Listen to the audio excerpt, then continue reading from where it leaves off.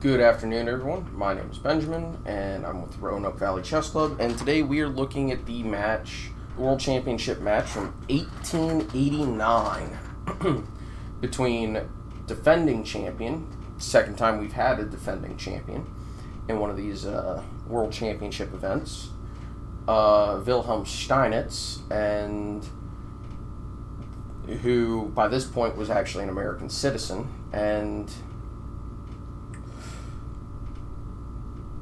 Russian player Mikhail Chigorin.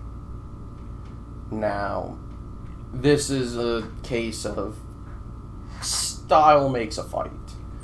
And here we have Steinitz, who is much more of a positional, strategic player, and Chigorin was really out of his time at this point. About 30 to 40 years prior, Chigorin would have fit in perfectly.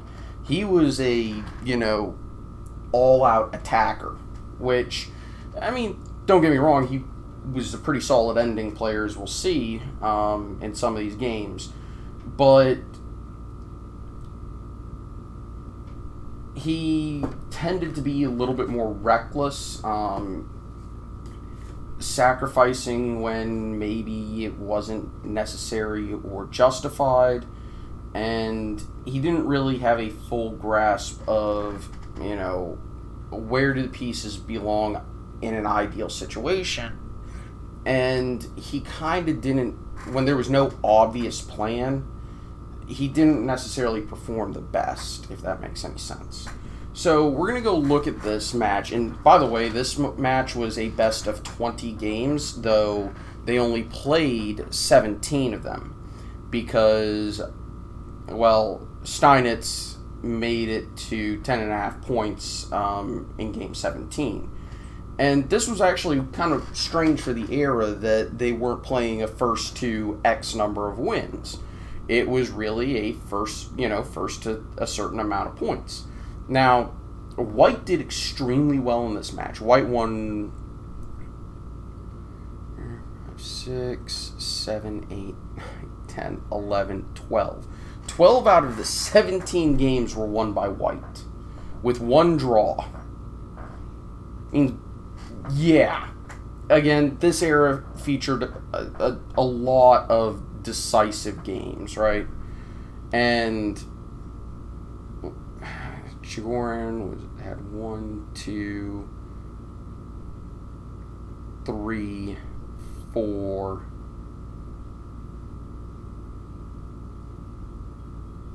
5, 6 wins to Steinitz's 11, 10 wins, was it? So 1, 2, 3, 4, 5, 6, 7, 8, 9, 10. Yeah.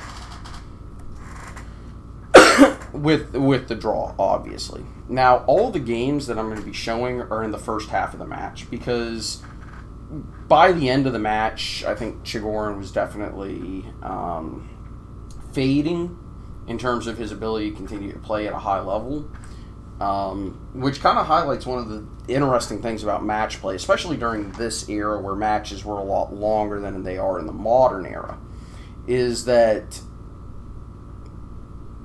a match was also about just endurance, and that the player who could just maintain a good form for longer was going to come out victorious. It wasn't necessarily all about your skill on the board.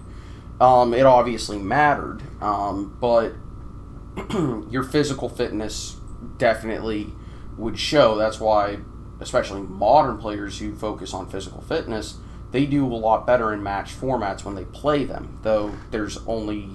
They don't do matches as much as they used to, and it's actually kind of a sad thing, because it used to be, and we'll see this a lot, the same opening was played over and over and over and over again. You get to see little improvements during the match, right? Now, we're going to dive right into this. This is actually game 1.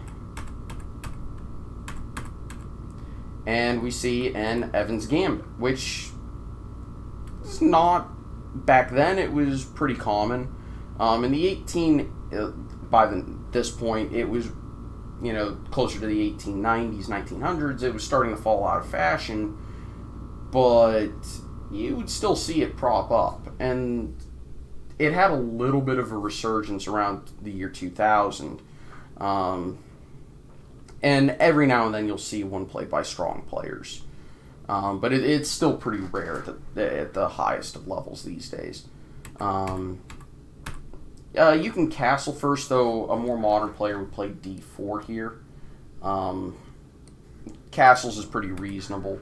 And obviously, after whatever black plays, you play d4. Queen f6 is just not good. Queen f6 is just, no. No one plays queen f6 these days.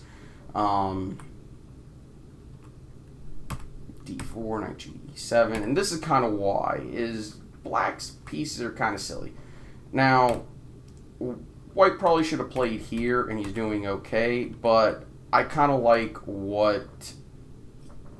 of somewhat understand what Chigorin was doing with knight g5. Hitting the pawn on f7, which is very indicative of his style. Is it technically correct? No, not really. Is it very aggressive? Yes. And the reason why knight g5 is just bad is because, unfortunately, black can really just castle, and black's doing actually okay. It just, his pieces are passive, and it's an iffy position, to be honest. Like, a computer could defend this. A human does not want to play that. So it may be technical equality, but it's just kind of... So I actually understand the reason why Steinitz didn't castle here. f4 is reasonable. And Chigorin gets a pretty okay position, though it's not better by any stretch of the imagination.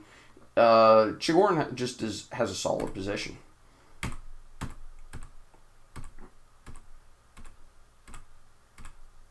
And he slowly improves it.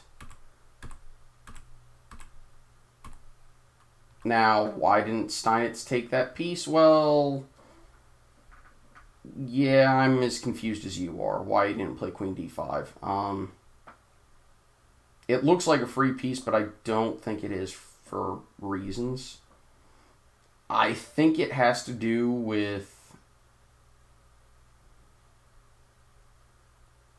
Rook e1, I guess?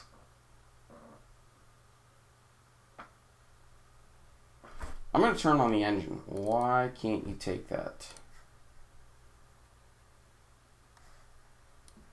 Because I don't understand. Oh, yeah, okay. I thought it was queen e8.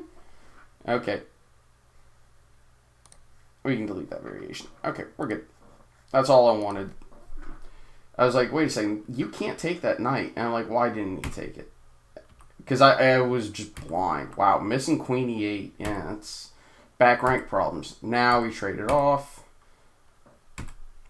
6 and then d5 and then, yeah. And then we get into this position where Chigorin just has an extra piece because Steinitz took a pawn that he shouldn't have. Maybe he should have taken the pawn on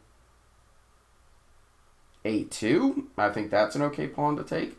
But just taking that pawn is just ridiculous. Like, you know that Chigorin's going to see that his queen is attacked. And he's going to see that there's no pawns that can defend that knight. So, of course, he's going to attack the knight that's pinned to the queen. And I think Steinitz just didn't realize he would be down a piece, and Chigorin just converts a piece up ending because, I mean, by this point in time, they understood that, you know, if you're a piece up in an ending, you should absolutely be able to convert it.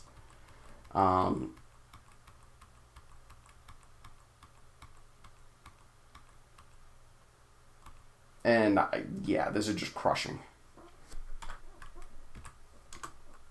So, moving on to the next game, which is one of the ones we want to look at. Steinitz, if you remember, played e4 in the previous match, right? Well, here he is playing knight f3 on move 1 and playing a queen pawn opening. Specifically, kind of these... This is indicative of the era. I mean, nobody's going to play this way today, but it's very entertaining to see this. Again, nobody's going to play this opening today. Like, this is peak not credible.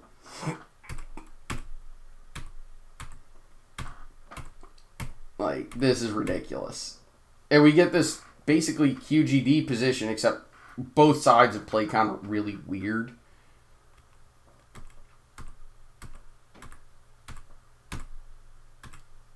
And then you get a stonewall structure out of it.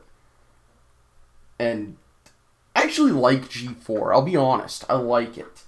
Because you're threatening, you're just trying to force open the structure. And then you don't take for some reason, which, I mean, that's half the reason you played G4 in the first place.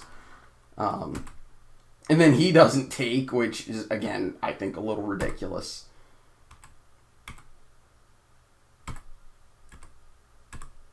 And you get this funky position where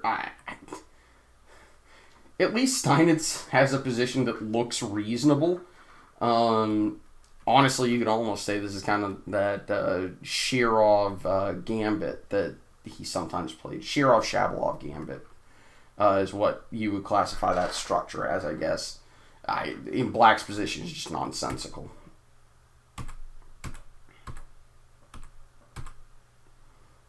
And, yeah, obviously, Rook H5.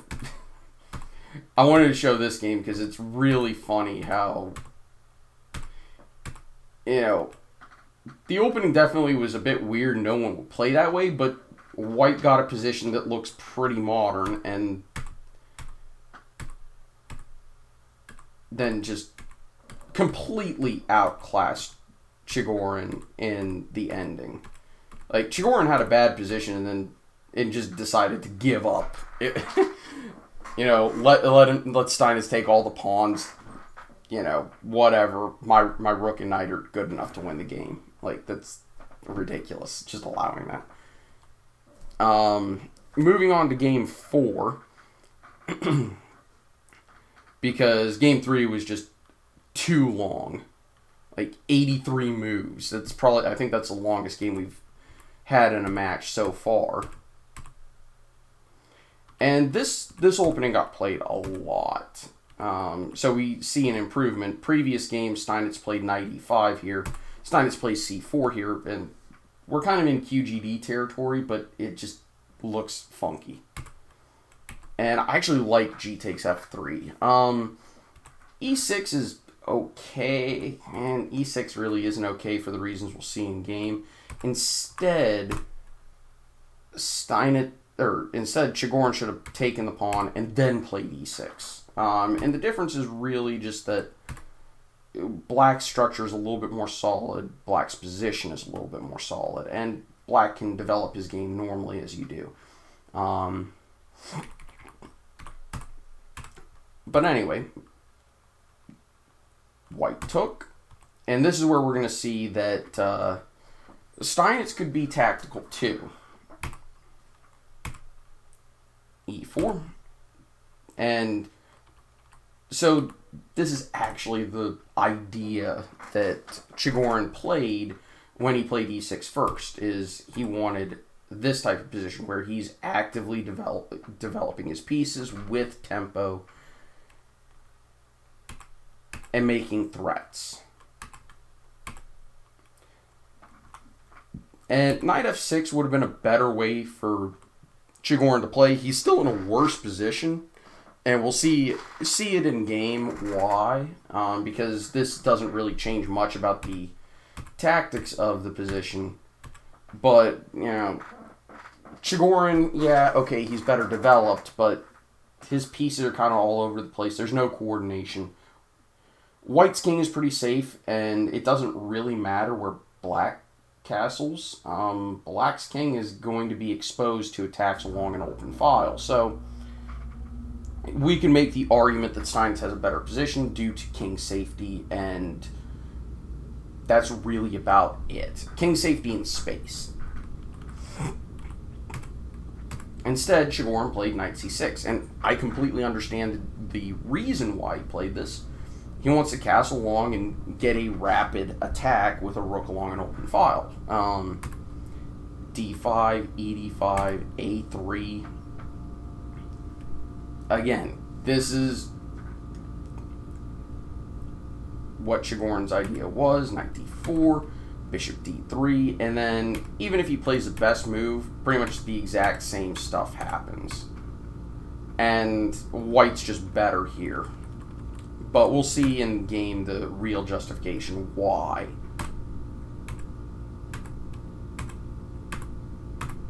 Can't take the rook because the queen guards it. And here, Steinitz plays not perfectly, but darn close from here to the rest of the game. And Chigorin, I mean, tries to survive, but his position is bad, and he should feel bad. Chigorin trying to create counterplay, and that happens. When your opponent says, yes, we're trading queens, and I'm still attacking, you know you've lost. And after bishop e4, Chigorin resigned because, I mean, the only move that makes any sense for black does nothing. It just gives away an exchange. And there's just no defensive moves that you can play. Because if you play rook d7, cool, that just gives up a rook.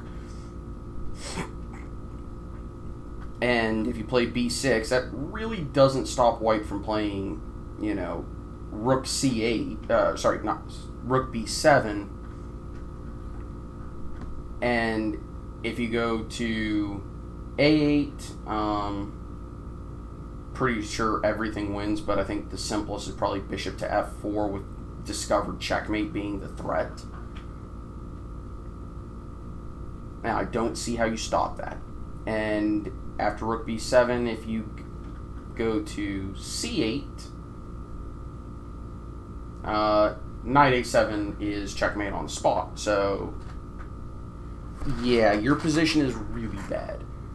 And let me show the computer defense, which is really bad. And, I mean, I'd play this way as black because it's the only way I can see that stops checkmate. But even then, it's really bad. And you're just down an entire rook in this ending, and there's no point in playing on. But Chigorin struck back, and we'll get to see an improvement here, right? Queen f6. Again, nobody in the modern day and age would play that way. There we go, an improvement. Now, Engine probably prefers d5 here, but I actually like bishop g5. It's a forcing move. It does all the right things. Again, queen b3, you've probably got better, but this is a good move, so I'm not going to... You're developing your pieces logically, in style, in the theme of the opening.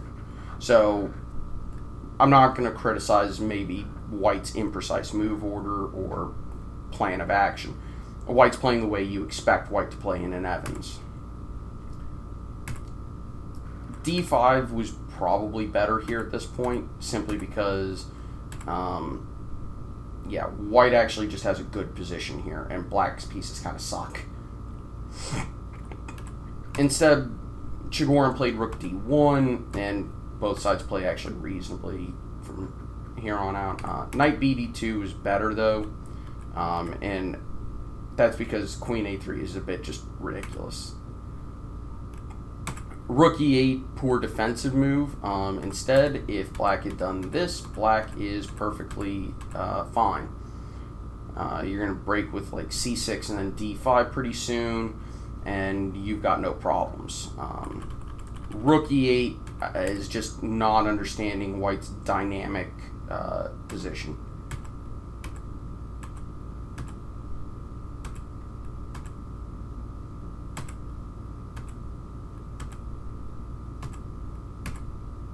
Oh, sorry, this is not... No, this is the first game Black won in this match. And, okay, so we're going to look at this. Rook b1 is... And White's fine, by the way. White has a slight edge.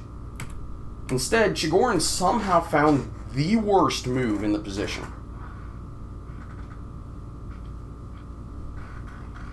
And played it. Which is just ridiculous. Because it loses a piece. Like, I'm shocked you missed the very simple trades in Queen G3.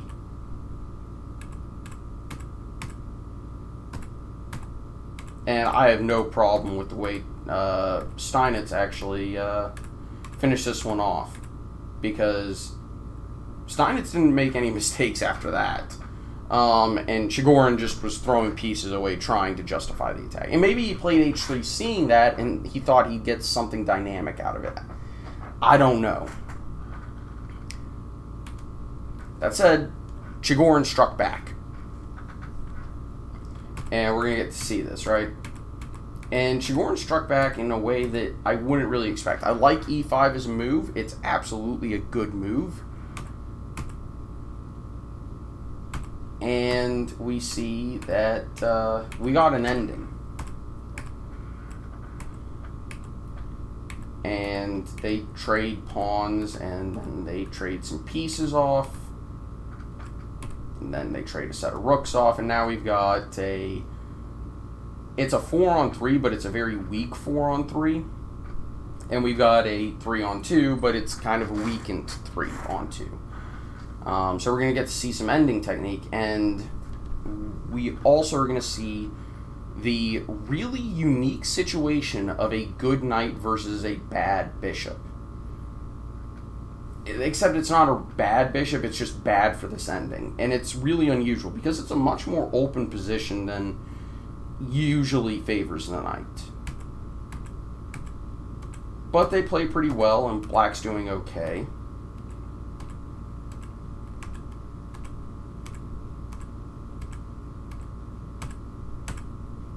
Now, Steinitz made a really bad blunder here, not quite understanding the situation.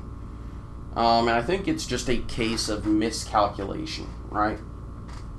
So we're going to look at what he should have played, which is here. And you don't have to do a lot of calculations to realize, or even very deep ones, to realize that both sides promote in this variation. And the position's basically equal. So it's playable for both sides, right? And when you get into an ending, that's the important thing, is calculating. And in this position, well, there's no good way for Steinitz to get over to the king side with either his rook or his bishop. And he played a4. And he didn't realize that he needed to get his rook over, trade the rooks, and he'd be okay.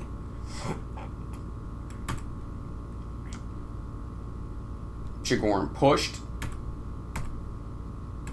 And they kept going, and this is actually a really nice move here, locking the structure and making it so that it's going to take White a lot of effort to promote. And they trade a set of rooks. Now, this is another mistake, trying to find a way to get your bishop over to try and prevent promotion. Or is it? Steinitz should have tried to stop promotion, but the point is that, unfortunately, for Steinitz, promotion is inevitable. And Black is just crushing here. Instead, Steinitz realized he couldn't stop promotion because the knight winds up going to g1 and it stops any potential defense. So, if you play, for example, bishop d1 here, and you can't go to f3, which would stop promotion, and the king's too far away, so you can't do that.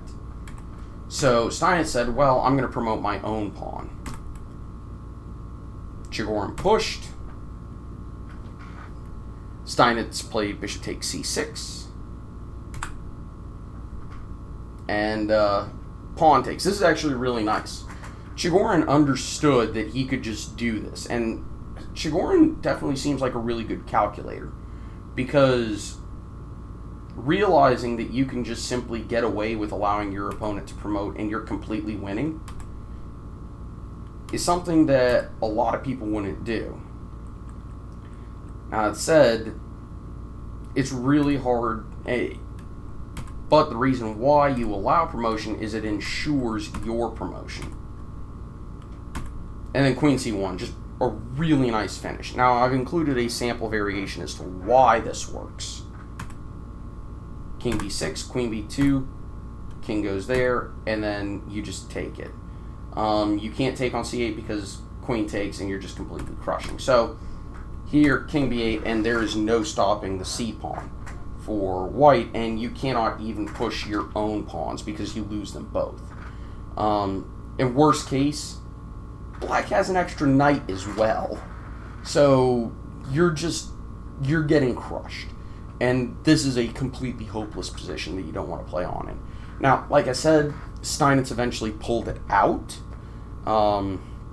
Even though, as we saw, if Chigorin was on form, he absolutely crushed Steinitz. It didn't matter if it was an ending or it was a middle game. When Chigorin was on form, he was on form. But Steinitz was better at enduring over the course of a match. Anyway, thank you all for watching. I hope you enjoyed. I'll see y'all next time.